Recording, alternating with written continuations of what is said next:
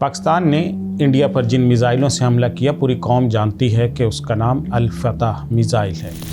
पाकिस्तानी फ़ौज के पास मौजूद अल-फतह मिज़ाइल करीबी और दरमियानी फासले के हदफ को निशाना बना सकते हैं और इसके दो वेरिएंट हैं, फतह 1 और फतह 2। फतह 1 मिज़ाइल की रेंज 140 किलोमीटर तक है, जबकि फतह 2 मिज़ाइल 400 किलोमीटर तक दूर मौजूद दुश्मन को निशाना बनाने की सलाहियत रखते हैं। फतह मिज़ाइल में 3 बड़ी खसूसियात हैं जिनकी वजह से वो इंडिया के एयर डिफेंस सिस्टम को धोखा देकर 26 मकामात पर तबाही मचाने में कामयाब हुए।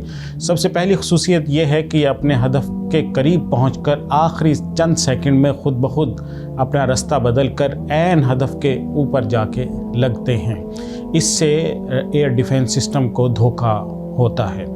दूसरी खसूसियत इसकी यह है कि ज़्यादा ऊंचाई पर जाए बगैर जल्दी और छुपकर और कम वक्त में हदफ पर हमला करते हैं, जिससे दुश्मन के रेडार से बचना मुमकिन होता है। तीसरी खसूसियत इसकी यह है कि ये सुपरसोनिक रफ्तार रखते हैं, यानी इनकी रफ्तार आवाज़ की रफ्तार से भी तेज़ होती है। 1235 किलोमीटर फ़ी घंटा से भी तेज़ रफ्तार होते हैं। अब आते हैं अहादीस की तरफ। हुजूर सल्लल्लाहु अलैहि वसल्लम ने फरमाया कि अल्लाह ताला एक तीर की वजह से 3 आदमियों को जन्नत में दाखिल फरमाएंगे।